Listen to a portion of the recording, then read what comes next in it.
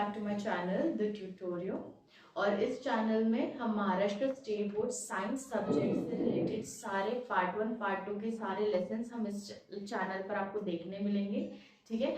और इसके प्रीवियसली हमने बहुत सारे टॉपिक्स लिए हैं चैप्टर ग्रेविटेशन के।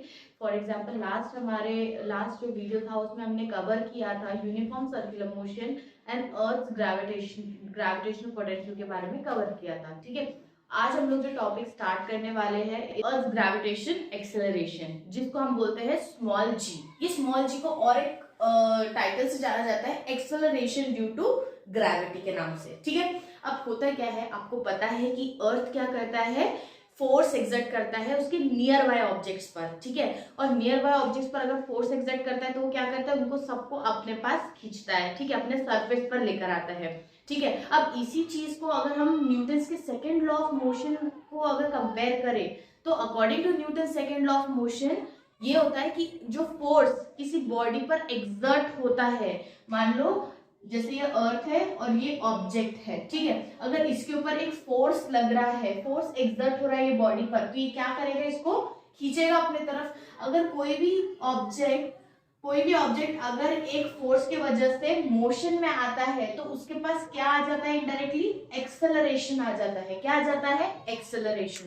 तो न्यूटन के सेकेंड लॉ ऑफ मोशन की बदौलत हम ये चीज यहाँ पर अप्लीकेबल कर पाते हैं कि a force exerted on a body results in its acceleration. मतलब अगर ऑब्जेक्ट पे फोर्स लग रहा है तो वो क्या करेगा, एक्सेलरेशन को इन्वेंट करेगा, मतलब एक्सेलरेशन लाएगा उस ऑब्जेक्ट में, ठीक है। अभी एक्सेलरेशन क्या होता है शॉर्ट में बताऊंगी क्योंकि आपने ये 9th में पढ़ चुका है, ठीक है, आपने पढ़ चुके हो ये सब चीजें। एक्सेलरेशन क्या होता है, मतलब अगर एक ऑब्जेक्ट, फॉर एग्जांपल अगर एक ऑब्जेक्ट है, ठीक है, और वो ए पोजीशन से बी पोजीशन पर जा रहा है, ठीक है, ए पोजीशन से बी पोजीशन तक ट्रैवल कर रहा है, तो मानते हैं कि वो थोड़ी दूरी पर जब आए तो उसकी स्पीड थी 2 मीटर पर सेकेंड, ठीक है। फिर वो थोड़ा और आगे गया, उसकी स्पीड हो गई 4 मीटर पर सेकेंड, और आगे गया तो उसकी स्पीड हो गई 6 मीटर पर सेकेंड, ठीक है, 6 मीटर पर सेकेंड। तो आप क्या देख रहे हो कि इधर पे वेलोसिटी बढ़ रही है। क्या हो रही है, बढ़ रही है, मतलब हम बोल सकते हैं चेंज हो रही है,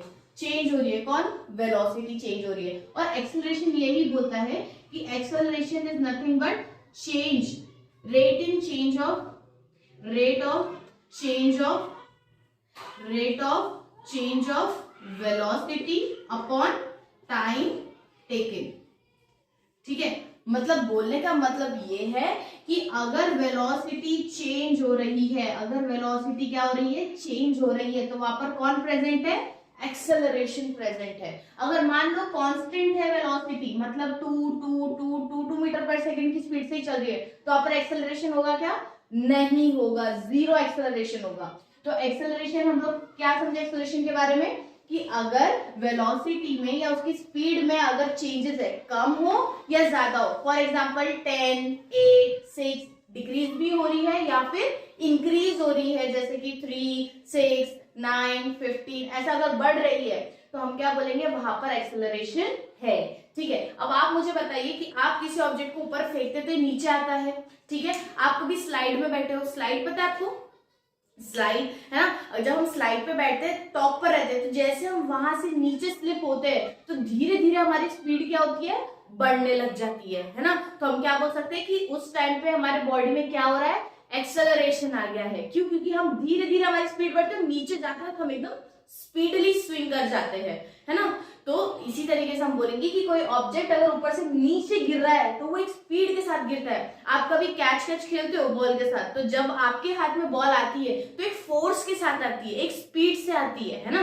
तो वहां पर हम क्या बोल सकते हैं कि वहां पर स्पीड चेंज हो रही है, मतलब वहां पर क्या आ गया, एक्सेलरेशन आ गया। क्या आ गया, वहां पर एक्सेलरेशन आ गया। तो अगर हम अपना टॉपिक अगर कंटिन्यू करते हैं कि हमने बोला कि अर्थ क्या करता है, ऑब्जेक्ट के ऊपर एक फोर्स एक्सर्ट करता है, और उसी फोर्स की वजह से क्या होता है, उस ऑब्जेक्ट में क्या आ जाता है, एक्सेलरेशन आ जाता है। और इसी चीज को बेटा हम बोलते हैं acceleration due to gravity, acceleration due to gravity, जिसको हम बोलते हैं स्मॉल जी। यहां तक समझा। एक्सेलरेशन ड्यू टू ग्रेविटी हम किसको बोलते हैं, जब किसी ऑब्जेक्ट पर फोर्स एक्सर्ट होता है और उस फोर्स की वजह से उस ऑब्जेक्ट में वेलोसिटी आती है, वेलोसिटी चेंज होते रहती है और उसकी वजह से क्या आ जाता है बेटा, एक्सेलरेशन आ जाता है, मतलब बॉडी एक्सेलरेट हो जाती है और उसी एक्सेलरेशन को हम बोलते हैं एक्सेलरेशन ड्यू टू ग्रेविटी, जिसको बोलते हैं हम लोग स्मॉल जी। यहाँ तक क्लियर है?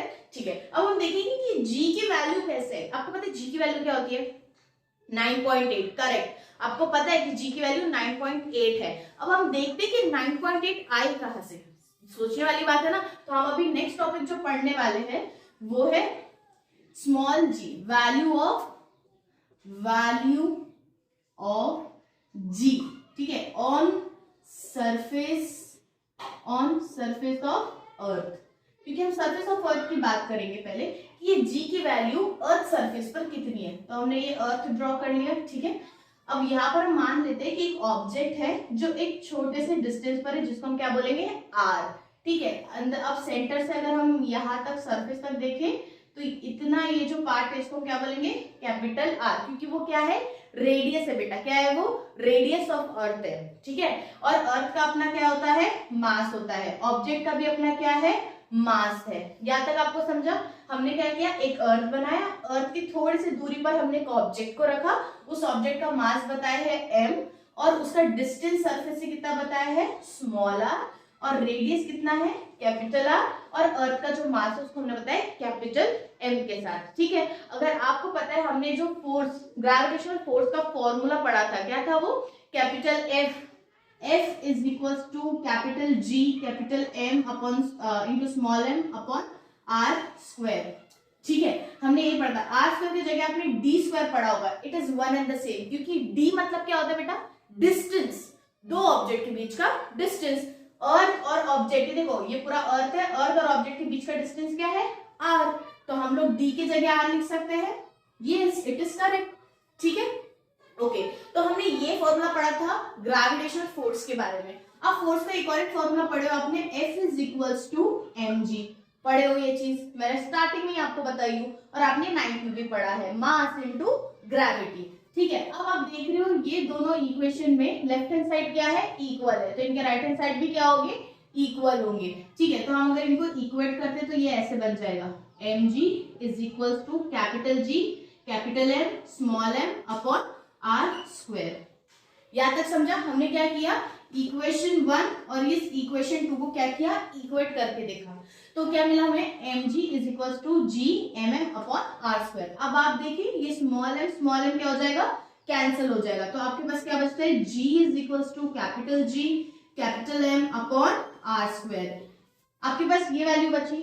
ठीक है, अब और आगे समझेंगे। यहाँ पर अगर हम इसकी बात करें तो यहाँ पर जो g है, ये g क्या होता है बेटा, gravitational constant. Very good, this is gravitational constant. ठीक है, अब यहाँ पर कैपिटल M की अगर हम बात करें तो कैपिटल M क्या है, mass of earth. Very good, this is mass of earth. ठीक है, और इसके बाद हम R की बात करते हैं। अगर मैं बोल रही हूँ कि ऑब्जेक्ट हाइट पर नहीं है, कहां पर है, सरफेस पर है, कहां पर है, अर्थ सरफेस पर है, तो मुझे बताइए इसका डिस्टेंस क्या हुआ। Very good, it is capital R। तो हम लोग स्मॉल r की जगह कैपिटल R लिख सकते हैं। क्यों? क्योंकि अभी हमारा ऑब्जेक्ट कहां पर है बेटा, सरफेस पर ही है, कोई हाइट ही नहीं है उसकी, है ना। तो हम लोग यहाँ पे लिखेंगे small r is equal to capital R। क्यों? It is, you can say radius of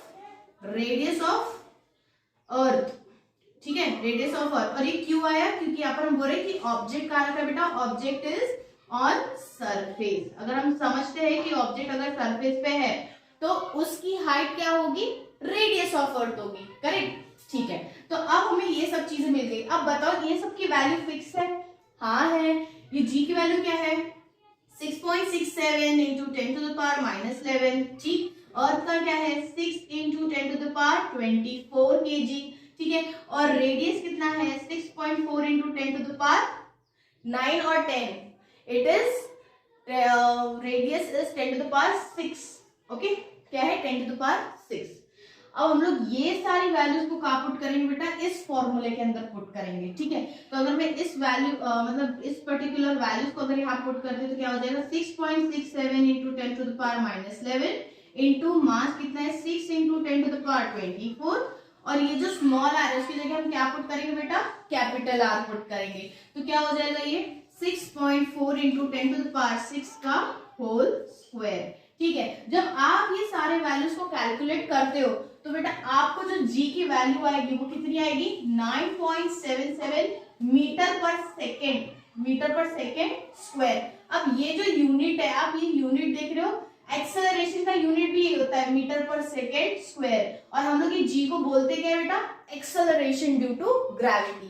तो देखो दोनों की यूनिट भी सेम है। ठीक है, तो हमने देखा कि एक्सेलरेशन और ग्रेविटी कैसे लिंक है, अभी हमने एक टॉपिक पढ़ा है ना।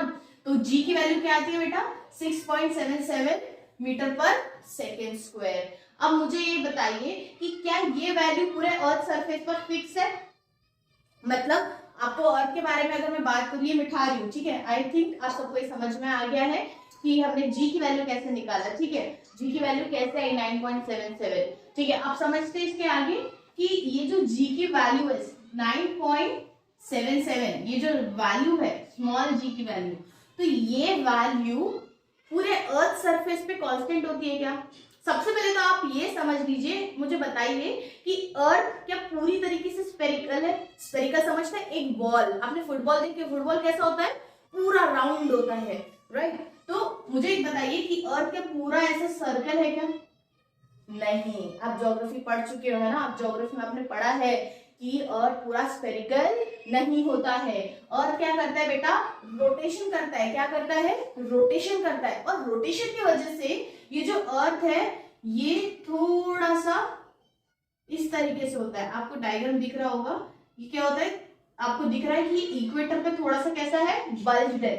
ठीक है, ये इक्वेटर पे क्या है, बल्ज्ड है, और ये जो पोल्स है उसके, ये पोल्स पे क्या हो गया है, फ्लैटन हो गया है, फ्लैटर हो गया, मतलब पोल से थोड़ा सा दब गया है और इक्वेटर पे थोड़ा सा बाहर निकल गया, मतलब बल्ज आउट हो गया है। ठीक है, ये किसकी वजह से हुआ बेटा, रोटेशन की वजह से। अर्थ क्या करता है, रोटेशन करता है ना, उसकी वजह से वो स्फेरिकल नहीं है, वो कैसा है, थोड़ा सा इक्वेटर पे बल्ज्ड है और पोल्स पर कैसा है, फ्लैटर है।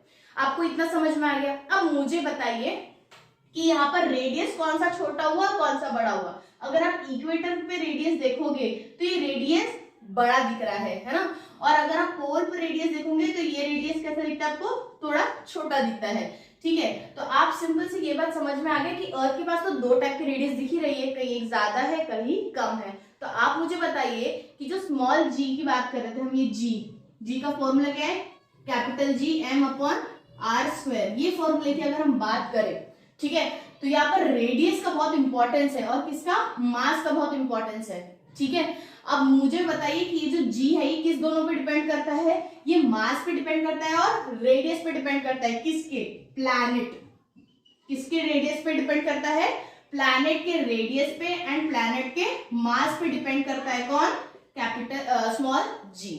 ठीक है, अब मुझे बताओ कि यहाँ पर जब रेडियस चेंज हो रहा है, यहाँ पर ज्यादा है यहाँ कम है, तो मुझे बताओ ये g की वैल्यू चेंज होगी या नहीं होगी?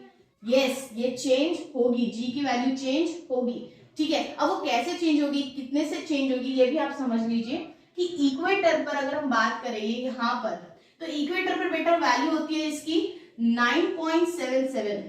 ठीक है, और जैसे हम इसको पोल की तरफ जाते हैं तो ये वैल्यू हो जाती है 9.8। क्या हो जाती है बेटा, 9.8। तो आप देख रहे हैं कितना चेंज है। आप इक्वेटर से पोल की तरफ जाएंगे तो 9.77 से क्या बन जाती है, 9.8 बन जाती है। तो हम सिंपली, हमारा पहला टॉपिक जो है इसके इस पर्टिकुलर टॉपिक पे हमने एक पहला टॉपिक क्लियर किया हमारा कि वैल्यू ऑफ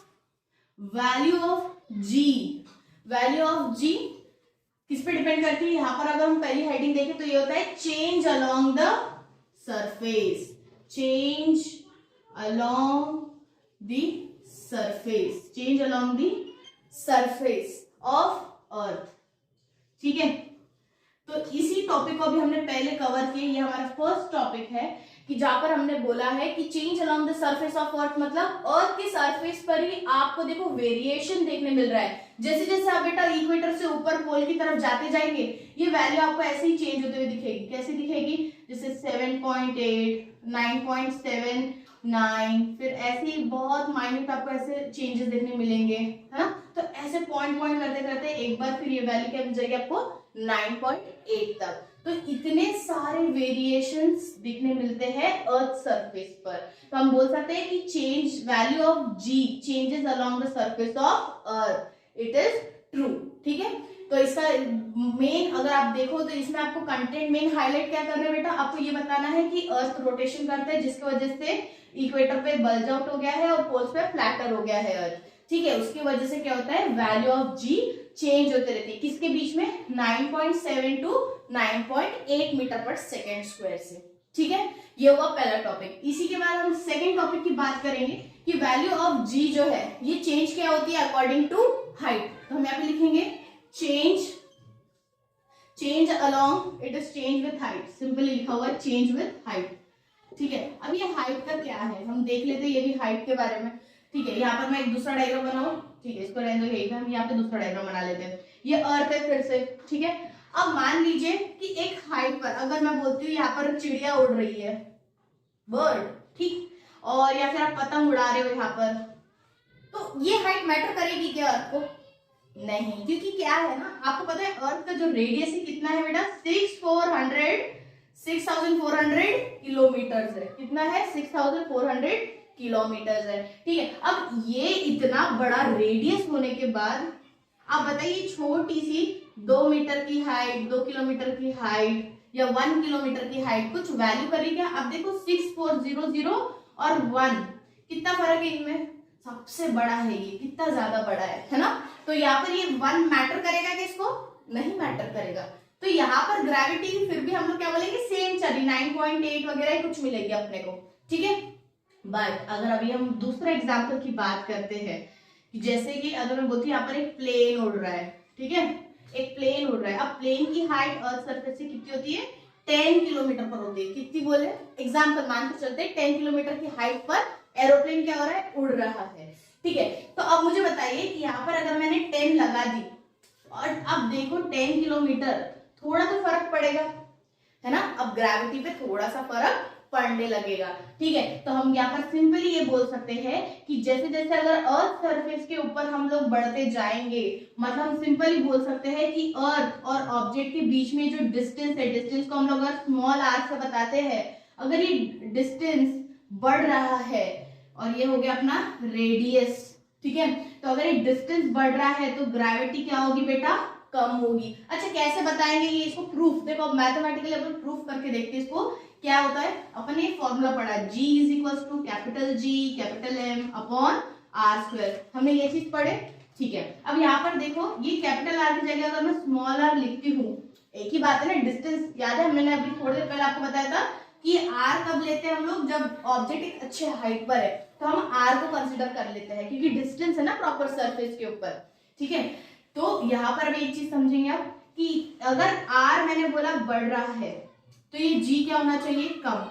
क्यों, क्योंकि बेटा ये दोनों क्या है, इनवर्सली प्रोपोर्शनल। इनवर्सली का मतलब होता है इस तरीके से, तो अगर एक वैल्यू यहाँ पर बढ़ती है तो एक वैल्यू उसके अपोजिट वैल्यू कम होती है। ठीक है, तो इसी की वजह से हम ये डिस्कस कर पा रहे हैं कि चेंज विथ हाइट, मतलब अगर हाइट बढ़ी, जैसे जैसे सरफेस से दूर जा रहा है ऑब्जेक्ट, तो ग्रेविटी भी क्या होगी, कम होते जाएगी। क्या होगी, कम होते जाएगी। आप में से बहुत लोग प्लेन पर, फ्लाइट पर ट्रैवल कर चुके हो, ठीक है, आपको ये चीज समझ में आती है कि जैसे आप फ्लाइट में ऊपर ऊपर ऊपर ऊपर जाते हो तो क्या होता है, आपको ग्रेविटी एकदम, किसी किसी को बहुत ज्यादा ब्रीदिंग प्रॉब्लम होने लगती है, बहुत सारे ऐसे इश्यूज आते हैं। आप सुने होंगे या अच्छा जो गए नहीं होंगे तो उसने सुना तो भी होंगे कि ऐसा कुछ होता है। ठीक है, उसकी वजह से अगर मैं यहाँ पर आपको बताऊं तो ये चीज तो बहुत अच्छे से क्लियर होती है कि जैसे जैसे हाइट बढ़ रही है ग्रेविटी की वैल्यू कम होते जाती है। तो क्या हम बोल सकते हैं कि ग्रेविटी कहाँ चेंज होती, हाइट के साथ भी चेंज होती है। आई थिंक ये भी क्लियर हो गया कि हाइट के साथ कैसे चेंज होती है। अपने पास ये मैथमेटिकल प्रूफ भी है कि हम बता सकते हैं कि ग्रेविटी हाइट को लेकर बदलती है, ज्यादा हाइट ग्रेविटी कम, ज्यादा हाइट ग्रेविटी कम। ठीक है, अब ये हम थर्ड पार्ट डिस्कस करेंगे। इसका थर्ड पार्ट है डेप्थ की बात करते हैं। अब किसके बारे में बात करेंगे, डेप्थ। ठीक है, डेप्थ मतलब आपको पता है अगर आप अर्थ के अंदर जा रहे हो, ठीक है, सरफेस से अंदर जा रही है, सरफेस हो गया अर्थ। ठीक है, अब आप क्या कर रहे हो, यहां से अंदर की तरफ जा रहे हो, कहां जा रहे हो, अर्थ के अंदर। यहाँ पर इसका सेंटर है अर्थ का। अब ये जो भी ऑब्जेक्ट है ये कहाँ जा रहा है बेटा, अंदर जा रहा है। तो आप मुझे एक जनरल टॉक करते हैं अपन कि डेप्थ की अगर अपन बात करेंगे तो आप मुझे बताइए क्या वैल्यू ऑफ जी बढ़ेगी कि कम होगी। हाँ बहुत लोग बोल रहे होंगे मैम हाँ ये तो बढ़नी चाहिए, क्योंकि ये किसके पास जा रहा है ऑब्जेक्ट, ग्रेविटी के पास जा रहा है। तो ग्रेविटी के पास जा रहा है तो बढ़ना चाहिए, है ना। देखो बहुत लोग ये सोचेंगे कि हाँ ये चीज तो बिल्कुल सच है कि मैम ग्रेविटी के पास जा रहा है कोई भी तो उसका तो पावर, मतलब क्या बोल सकते हैं हम लोग कि ये जो इसकी ग्रेविटी है ये क्या होनी चाहिए, बढ़नी चाहिए। बट बेटा ऐसा नहीं है, अभी आप समझेंगे ऐसा क्यों नहीं है। तो हम लोग जो थर्ड टॉपिक डिस्कस कर रहे हैं वो है चेंज विथ डेप्थ। डेप्थ मतलब हम लोग अर्थ के भीतर जा रहे हैं, अंदर जा रहे हैं, ठीक है। अब मान लो ये अर्थ है, ठीक, ये अर्थ का सेंटर है और वो ऑब्जेक्ट कितने अंदर आ गया है, काफी अंदर आ गया है। तो मान लेते हैं अब यहाँ पर कोई ऑब्जेक्ट है, ठीक है, अंदर आ गया ना डेप्थ में। और ये क्या था बेटा, ये कंप्लीट रेडियस था अर्थ का, ठीक है। अब क्या हो गया है, ये छोटा सा इसके लिए अब क्या बन गया है, अब यहाँ पर है तो इसके लिए इतना सा ही क्या होगा, अर्थ होगा, क्योंकि वो नीचे चले गया ना। और ग्रेविटी का काम करती है जहां पर ऑब्जेक्ट है उसके आसपास पे काम करती है। फिर से समझो, ऑब्जेक्ट नीचे आ गया एक हाइट तक, अब जहां खड़ा है उसके लिए अर्थ वहीं से शुरू हो रहा है, वही उतना अर्थ है। ये बाहर का उसके लिए अर्थ है क्या, नहीं है। अब वो जहां खड़ा है वहीं से उसका अर्थ चालू होता है और ग्रेविटी भी उसको इतने एरिया में ही लगेगी, ठीक है यहाँ तक। ओके, अब नेक्स्ट समझो कि ये हो गया पूरा रेडियस, अपने पूरे कंप्लीट अर्थ का रेडियस हो गया। पर अभी नीचे आ गया तो क्या बोल सकते हैं हम लोग कि स्मॉल आर, मतलब क्या हो गया है कि एक प्रॉपर रेडियस में से, ये पूरे रेडियस में से इतना कम हो गया, तो हम क्या बोलेंगे कि ये हो गया है आर, मतलब आर में से ये छोटी सी हाइट आ गई इसकी, ठीक है, स्मॉल आर मान लेते हैं इसको अभी। तो अब मुझे बताओ कि ये इतना बड़ा मास था इसका कैपिटल एम, और का मास क्या है कैपिटल एम, 6 × 10⁻24, ठीक है। अब मुझे बताओ कि ये कैपिटल एम जो है क्या इतना ही बड़ा कैपिटल एम वापस रहेंगे क्या 6 × 10⁻24, नहीं, क्यों, क्योंकि ये अभी क्या हो गया, कम हो गया। तो हम देख सकते हैं कि मास भी क्या हो गया इसका, डिक्रीज हो गया। क्या क्या चीजें डिक्रीज हुई बेटा, आर डिक्रीज हुआ है और एम डिक्रीज हुआ है। क्या तक समझा। अगर हम ऐसी बात करें तो ये हो जाता है कैपिटल आर मतलब इसका रेडियस डिक्रीज हुआ और कैपिटल एम मतलब अर्थ का मास डिक्रीज हुआ है, किसके लिए, इस पर्टिकुलर ऑब्जेक्ट के लिए। अब समझेंगे, ग्रेविटी का फिर से फॉर्मूला लिख लेते हैं, capital G capital M upon R square. अब आप बोलेंगे मैम देखिए रेडियस डिक्रीज हो रहा तो ग्रेविटी बढ़नी चाहिए, पर मैथमेटिकली ये चीज बताई जा रही है, बट एक्चुअल में ऐसा नहीं होता है। आप देखेंगे कि जैसे ये मास है, ठीक है, अब मास कम हो गया तो ग्रेविटी क्या होनी चाहिए बेटा, अब ये दोनों कैसे है, ग्रेविटी और मास डायरेक्टली प्रोपोर्शनल है, ग्रेविटी और रेडियस क्या है, इनवर्सली प्रोपोर्शनल है। आप ये दो फॉर्मूले को गौर करें थोड़ा, ठीक है, दो इक्वेशंस को। अगर मास कम हो रहा है तो ग्रेविटी क्या होनी चाहिए, कम होनी चाहिए। अभी हम लोग यहाँ पर रेडियस के बारे में बात नहीं करेंगे कि रेडियस कम हो रहा तो ग्रेविटी बढ़नी चाहिए। हम यहाँ पर रेडियस का टॉपिक नहीं लेते हुए हम किस पे फोकस कर रहे हैं, मास पे फोकस कर रहे हैं। अर्थ का जो मास है वो बहुत कम हो गया, ये कैपिटल एम से क्या बन गया, स्मॉल एम, मतलब बहुत हद तक इसका मास डिक्रीज हो गया है। उसकी वजह से हम क्या बोल सकते हैं कि ग्रेविटी जैसे जैसे हम डेप्थ में जाएंगे तो ग्रेविटी क्या होगी, डिक्रीज होगी। क्या होगी, ग्रेविटी डिक्रीज होगी। तो हमने ये तीनों टर्म समझ लिए। क्या समझा हम तीनों टर्म में कि अगर हम change along with the surface of अर्थ देखते हैं तो ग्रेविटी 9.8 से कहां तक वेरी करेगी बेटा, 9.77 तक। और ये 9.7 कहां पर, इक्वेटर पर, और ये पोल पर, ठीक है। हमने ये दो पॉइंट क्लियर किया किसमें, change along the surface of अर्थ पे। अगर हम लोग चेंज विद हाइट की बात करते हैं तो यहाँ पर भी हमने देखा कि जैसे जैसे अगर हाइट बढ़ती है, लेट्स टेक हाइट मतलब आर, एक डिस्टेंस है ना, अगर आर बढ़ रहा है तो ग्रेविटी क्या होगी बेटा, डिक्रीज होगी, क्योंकि ये कैसा है, इनवर्सली प्रोपोर्शनल। इसको मैं थोड़ा अच्छे से लिख लेती हूँ ताकि आपको समझ में आए। Gravity is inversely proportional to R square, जिसकी वजह से हम बोल रहे हैं कि अगर रेडियस मतलब हाइट बढ़ती है ऑब्जेक्ट की सरफेस से तो ग्रेविटी भी क्या होगी, डिक्रीज होगी। ये दूसरा प्रूफ हमने पढ़ा इसमें। थर्ड हमने क्या देखा, चेंज विद डेप्थ। अगर कोई ऑब्जेक्ट डेप्थ में जा रहा है तो वहां पर हमने क्या पढ़ा कि जैसे जैसे उसकी मास की वैल्यू कम होते जाएगी वैसे वैसे ग्रेविटी भी क्या होगी, कम होगी। समझ में आ गया।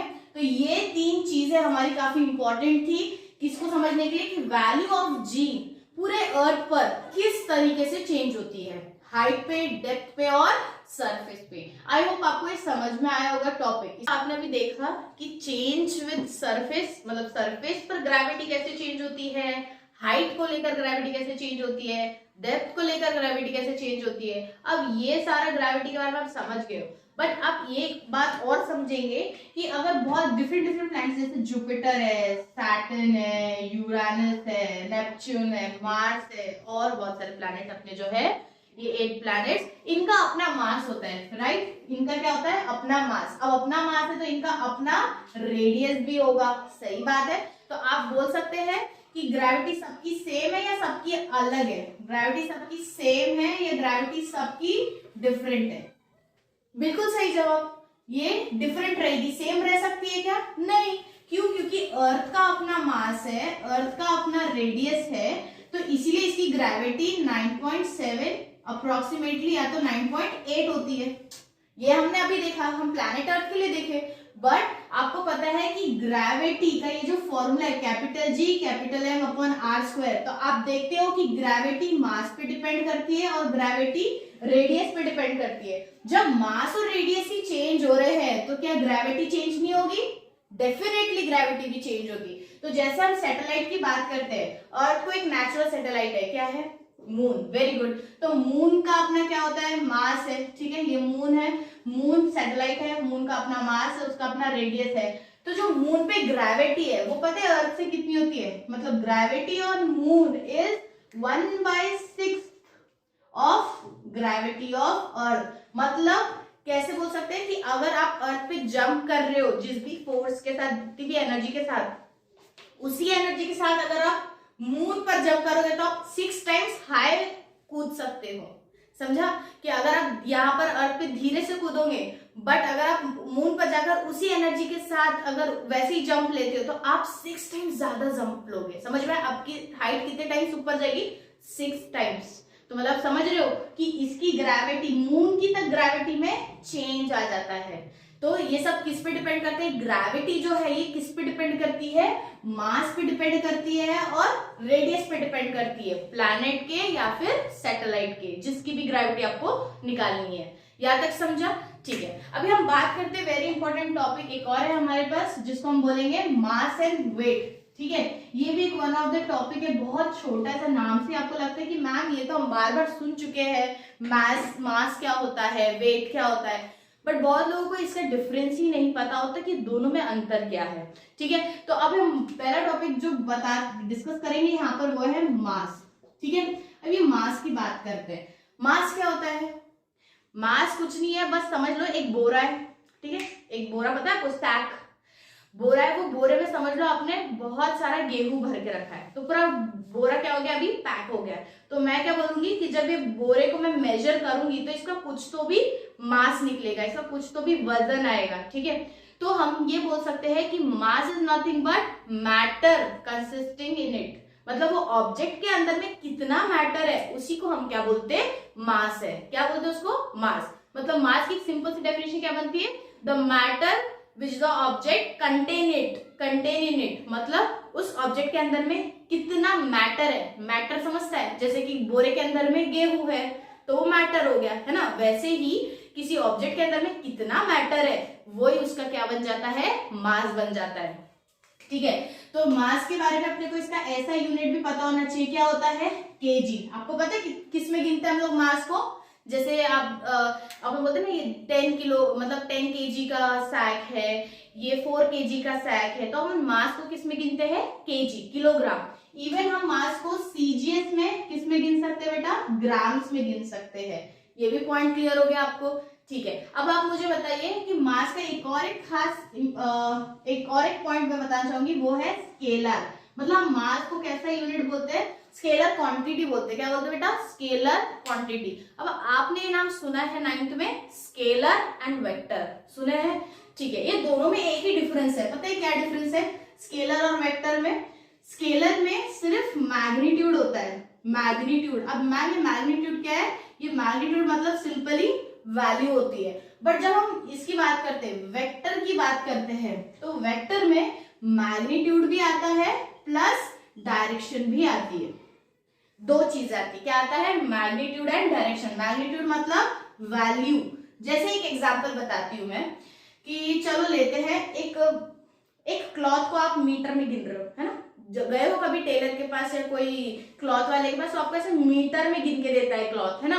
तो समझ लो उसने 10 मीटर का क्लॉथ दिया आपको। तो मेरे को एक बात बताओ, ये 10 मीटर का है ना, इसको किसी डायरेक्शन में लेकर नॉर्थ साउथ से नहीं गिनता हूं मैं, तभी इसकी वैल्यू आएंगी। इसको ईस्ट वेस्ट से गिनता हूं तभी इसकी वैल्यू, ऐसा कुछ है क्या? नहीं, वो सिंपली गिनता है। मीन्स दैट इज, हम ये बोल सकते हैं कि इसके पास सिर्फ क्या है? मैग्नीट्यूड है। इसके पास सिर्फ क्या है? मैग्नीट्यूड है। यहाँ तक समझ में आया? तो मैग्नीट्यूड मतलब इसके पास सिर्फ वैल्यू है, इसको डायरेक्शन नाम की चीज नहीं है, इसको कैसे भी गिन लो। और एक एग्जांपल बताओ, मान लो अगर आप दूध लेते हो, मिल्क को किस में गिनते हैं? लीटर्स में गिनते हैं। तो ऐसा है क्या कि नहीं, अगर हम इसको नॉर्थ में गिनेंगे तो अलग आएगा, साउथ में गिनेंगे तो अलग आएगा, ऐसा कुछ है? नहीं, कहीं पे भी गिनो, लीटर में उसकी सिंपली क्वांटिटी है तो उसका मास बन जाता है। तो ऑयल हो, मिल्क हो, वाटर हो, ये सब क्या है? लीटर्स। जब हम बोलते हैं लीटर, मिलीलीटर, है ना, तो ये सब भी कौन सी क्वांटिटी होती है बेटा? स्केलर क्वांटिटी होती है। अब आ जाते हैं वेक्टर क्वांटिटी के ऊपर। वेक्टर का मतलब हमने सिंपली बोला है वैल्यू प्लस डायरेक्शन, मतलब उसको वैल्यू तो है पर डायरेक्शन भी है। अब जैसे पहला एक ले लेते हैं वेलोसिटी। अभी आप बहुत समय से ये वर्ड सुन रहे हो ग्रेविटेशन में, वेलोसिटी। ये वेलोसिटी को क्या होता है बेटा? वैल्यू तो है, लेट्स टेक 10 मीटर पर सेकेंड। तो इसके पास वैल्यू तो है बट डायरेक्शन भी है। डायरेक्शन मतलब वेलोसिटी की डायरेक्शन कहाँ है? राइट है, स्ट्रेट है या फिर लेफ्ट है, मतलब it has particular direction. Velocity कौन से डायरेक्शन में लग रही है उस ऑब्जेक्ट पे, ठीक है? तो वेलोसिटी हमारा वेक्टर क्वांटिटी हो गई। इसके अलावा और एक वेक्टर क्वांटिटी आप बताओ, एक्सेलरेशन, फोर्स। देखो सबसे आसान एग्जांपल, एक ब्लॉक है, ये ब्लॉक को अगर आप लेफ्ट हैंड साइड से 6 न्यूटन फोर्स लगाते हो तो देखो फोर्स का डायरेक्शन है। जब फोर्स का डायरेक्शन तभी तो वो ब्लॉक क्या होगा? शिफ्ट होगा दूसरी जगह पर। समझ में आ रहा है? तो मतलब फोर्स को भी क्या है? डायरेक्शन है। तो ये सब किस में आता है? वेक्टर में आता है। किस में आता है? वेक्टर क्वांटिटी में आता है। तो आई होप आपको यहाँ तक तो भी क्लियर हुआ कि स्केलर वेक्टर क्या होते हैं। तो मैंने जैसे आपको बताया कि मास क्या है? स्केलर, क्योंकि इसको सिर्फ कैसे गिना जाता है? केजी, कितना किलो का है, कितने ग्राम का है, दैट्स इट। ठीक है, तो हम बोल सकते हैं कि mass is a scalar quantity. ठीक है, इसके अलावा और बहुत सारी चीजें मास के बारे में समझने के लिए, जैसे कि अब मुझे बताइए, मास किसी का बदल सकता है क्या? नहीं बदलता। फॉर एग्जाम्पल अगर प्लैनेट अर्थ की बात करते, मान लेते हैं कि वो जो गेहूं का बोरा था, जिसमें बोल रही थी कि सैक, एक बोरा है शायद, उसमें गेहूं भरे हुए हैं। ठीक है, मैं बोलती ये 10 किलो का सैक है। ठीक है, ये कितना है? 10 केजी का सैक है। कहां पर? प्लैनेट अर्थ पे। अब मैं यही 10 केजी का सैक अगर मून पे लेकर जाऊं तो मुझे बताओ कि 10 के 8 केजी हो जाएगी, 5 केजी हो जाएगी? नहीं, ये 10 है तो ये वहां पर भी कितना ही दिखाएगा आपको? 10 केजी ही रहेगा ये वहां पर भी। तो आपको इससे क्या समझ में आया कि मास कहीं पे भी ले जाओ, कोई भी प्लैनेट पे ले जाओ, कोई भी सैटेलाइट पे ले जाओ, इसका मास नहीं चेंज होगा, मतलब मास विल नेवर चेंज। समझ में आ गया? तो इसका एक और एक पॉइंट हमने क्या डिस्कस किया कि मास नेवर चेंजेस। ठीक है, ऑन एनी मींस एनीवेयर, कहीं पे भी बदल नहीं सकता ये। यहां तक क्लियर हो गया? ठीक है, इसके अलावा एक और एक बात करेंगे अपन। मास तो बहुत अच्छे से आपको समझ में आ गया। अब नेक्स्ट अपन बात करेंगे वेट के बारे में। किसके बारे में? वेट। अब वेट भी थोड़ा सा मास जैसे रिलेटेड है, मतलब वेट में मास आता है बट उसके साथ एक और एक चीज आती है। क्या आती है? ग्रेविटी।